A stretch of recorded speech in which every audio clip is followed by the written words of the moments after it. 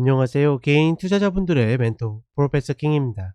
11월 20일 기술적 분석이 좋은 모닝 브리핑 출발해 보도록 하겠습니다. 자, 일단 주말에 기관차 방송 올려드렸죠. 토요일은 국내, 일요일은 해외를 올려드렸는데 이번 주는 조금 재미있게도 국내에 올려드릴 때는 조금 기술적인 흐름들, 지금 자리에서 매도를 노릴 만한 위치에 대한 이야기를 조금 더 많이 드렸고, 그 다음에 일요일에 이야기 드린 미국 시장은 목표에 어느 정도 와 있기 때문에 여기에선 기술적인 이야기들을 드릴 게 별로 없어요. 오히려 토요일 방송을 참조하셔가지고 꺾이는 위치에 대한 어떤 패턴, 이것들만 생각하시면 되겠고, 다만 어떤 기본적으로 이런 위치에 왔을 때 어떤 스탠스를 취해야 될지, 어떤 전략을 취해야 될지에 대해서 이야기를 드렸습니다. 저는 그런 부분들을 반드시 같이 참고하시면 좋을 거다, 이렇게 이야기를 드리고 싶고, 어떻게 보면 최근에 지수 가이드를 웬만한 흐름들은 제가 다 맞춰드렸죠. 그리고 그 안에서의 전략도 이야기 드렸고, 이렇게 이야기 드리는데 좋아요도 안 눌러주시면 섭섭합니다. 게다가 저희는 광고도 들어가지 않습니다. 기관차 같은 방송이 광고도 없이 나간다라는 것은 글쎄요, 어떻게 생각하실지 모르겠지만 정말 저희로서는 나름의 큰 결정을 한 거거든요.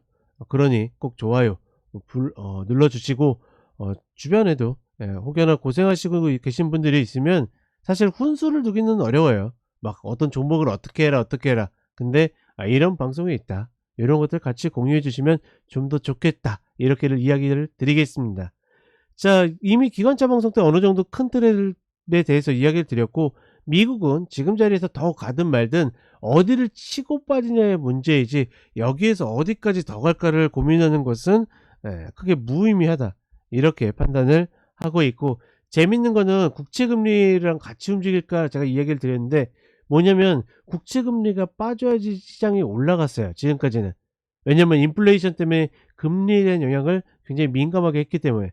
근데 경기 침체에 대한 이야기들이 점점 나오면 나올수록 주가에는 부담으로 작용해 가지고 빠지고, 금리도 어떻게 됩니까?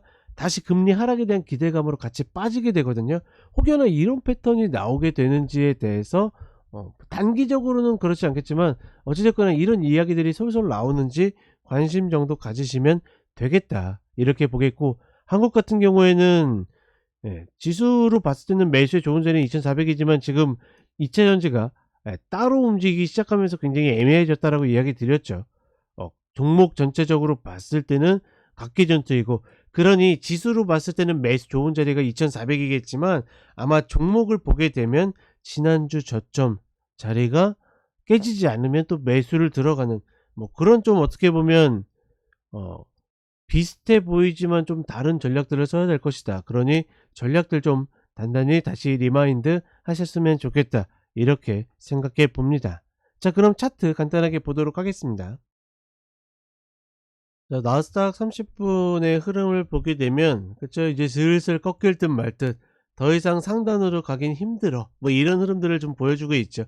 과연 지금의 이 가격 박스를 다시 아래로 꺾여 놓을 것인가, 굉장히 중요한 자리라고 보고 있고, 그 다음에 미국채 금리 같은 경우에는 저는 개인적으로 봤을 때 여기서 무조건 이렇게 쭉쭉 빠져야 된다는 개념보다는 여기에서 지금 횡보만 해도 하방 압력을 계속 받을 수 있는 구간이다, 이렇게 판단을 하고 있습니다. 특히나 지금 이런 어깨들을 다시 안 맞추고 올라가는 것은 그만큼 금리 하방의 압력이 세지고 있다는 것을 의미하고, 뭐 다우 같은 경우에는 크게 신경 쓸 필요 없지만 얘도 마찬가지로 지금 전고에 와 있는 흐름, 그리고 나스닥은 어제 상세하게 풀어드렸죠. 왜 매수 플레이 입장에서는 여기를 막 기대하고서 올라가는 게 아니라 여기서부터 내줘야 되고 여기서 다 내줘도 상관이 없는지, 그리고 매도자들은 지금 이 자리에서 이렇게 꺾일 것인지 아니면 전고를 넘겼다 꺾일 것인지. 사실 패턴으로 보게 되면 전고를 넘겼다 꺾이는 게 매도하기는 훨씬 더 편해요. 보수적으로 보시는 분들은 그런 자리 보는 거고, 다만 양방향 매매로 신나게 뛰어다닌다라는 생각은 지우는 것이 좋다. S&P 500은 제가 그래서 헷갈리시는 분들은 그냥 얘 4,500 깨지고 다음날 못 올라오는지만 보시면 된다라고 이야기 드렸죠. 조금 더 보시는 분들은 D 플러스 2를 보시면 되겠다.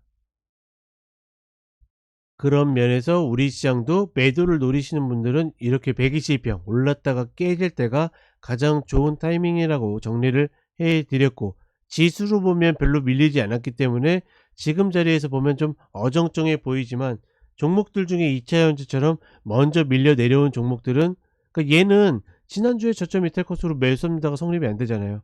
근데 예를 들어서 2차 전지 같은 경우에는 그런 흐름들이 성립이 되기 때문에 종목과 지수가 조금은 따로 놀 수 있는 그런 구간이다.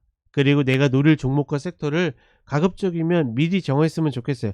그때그때 상황 봐 가지고 움직여서 매매하기에는 굉장히 까다로운 구간이 될 가능성이 높다.